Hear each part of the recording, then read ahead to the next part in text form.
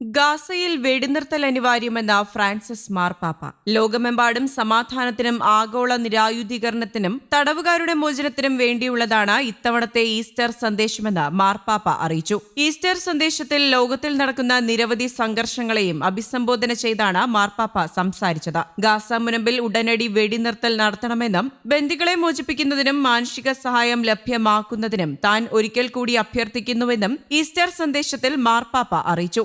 Saint Peter's ബസിലിക്കയുടെ ബാൽക്കണിയിൽ നിന്ന് ആയിരക്കണക്കിന് വിശ്വാസികളെ നേരിൽ കണ്ടാണ് ഈസ്റ്റർ സന്ദേശം നൽകിയത്. കഠിനമായ ആരോഗ്യ പ്രശ്നങ്ങളിൽ ചികിത്സയിലായിരുന്ന മാർപ്പാപ്പ ഈയടുത്താണ് ആശുപത്രിവാസം അവസാനിപ്പിച്ചത്. അനാരോഗ്യത്തിനിടയിലും വിശ്വാസികളെ നേരിൽ കണ്ടാണ് ഈസ്റ്റർ സന്ദേശം നൽകിയിരിക്കുന്നത്. പരമ്പരാഗത അനുഗ്രഹമായ ഊർബി എറ്റ് ഓർബി നൽകിയാണ് ഫ്രാൻസിസ് മാർപ്പാപ്പ അനുഗ്രഹിച്ചത്. ഊർബി എറ്റ് ഓർബി എന്നാൽ റോം നഗരത്തിനും ലോകത്തിനും എന്നാണ് അർത്ഥം. അതേസമയം വെടിനിർത്തൽ ചർച്ചകൾ വിജയിക്കാത്തതിൽ മധ്യസ്ഥത വഹിക്കുന്ന ഖത്തർ നിരാശയിലാണെന്നാണ് റിപ്പോർട്ടുകൾ പറയുന്നത്. ഗാസയിലെ വെടിനിർത്തൽ ചർച്ചകളുടെ വേഗത പോരെന്ന് മധ്യസ്ഥത വഹിക്കുന്ന ഖത്തർ പ്രതിനിധി അതൃപ്തി പ്രകടിപ്പിച്ചതായി അന്താരാഷ്ട്ര മാധ്യമങ്ങൾ റിപ്പോർട്ട് ചെയ്യുന്നു. ഇസ്രയേൽ ഈ സൈനിക നടപടി ദിനംപ്രതി തുടർന്നാൽ ഇവിടെ പതിനായിരങ്ങളുടെ ജീവൻ അപകടത്തിലാണെന്ന് ഖത്തർ പ്രതിനിധി മുഹമ്മദ് അൽ ഖുലൈഫി ചൂണ്ടിക്കാണിക്കുന്നു. 2023 ഒക്ടോബർ 7 ഹമാസ് സായുധ സംഘം ഇസ്രയേലിനെതിരെ നടത്തിയ ആക്രമണത്തെ തുടർന്ന് ആരംഭിച്ച ഒരു വർഷത്തിലേറെ നീണ്ട സംഘർഷത്തിന് ഇതുവരെ പരിഹാരമാകാത്തതിലാണ് ലോകത്തിന്റെ ആശങ്ക.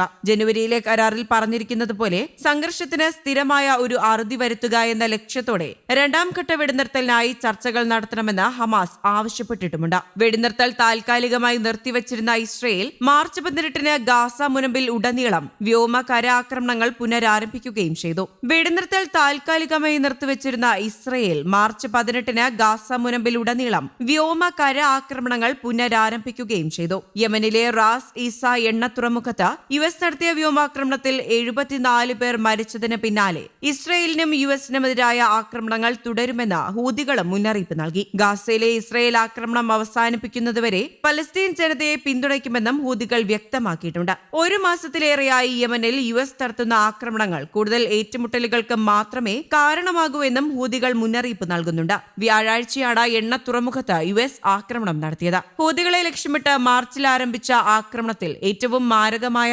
ആക്രമണമായിരുന്നു റാസ് ഈസയിൽ നടന്നതെന്നാണ് റിപ്പോർട്ടുകൾ പറയുന്നത്. അപകടത്തിൽ 74 പേർ മരിക്കുകയും 171 പേർക്ക് പരിക്കേൽക്കുകയും ചെയ്തതായി അന്താരാഷ്ട്ര മാധ്യമങ്ങൾ റിപ്പോർട്ട് ചെയ്യുന്നു. ഹൂതികളുടെ ഇന്ധന സ്രോതസ്സുകൾ ഇല്ലാതാക്കുന്നത് വഴി വരുമാനം നിർത്തലാക്കുകയായിരുന്നു ആക്രമണത്തിന്റെ ലക്ഷ്യമെന്ന് US അറിയിച്ചിട്ടുണ്ട്. ചെങ്കടലിലെ കപ്പലുകൾക്ക് നേരെയുള്ള ഹൂതി ആക്രമണം ഇല്ലാതാകുന്നതുവരെ യമനു നേരെ അതിശക്തമായ ആക്രമണം നടത്തുമെന്ന് US പ്രസിഡന്റ് ഡൊണാൾഡ് ട്രംപും മുന്നറിയിപ്പ് നൽകുന്നു.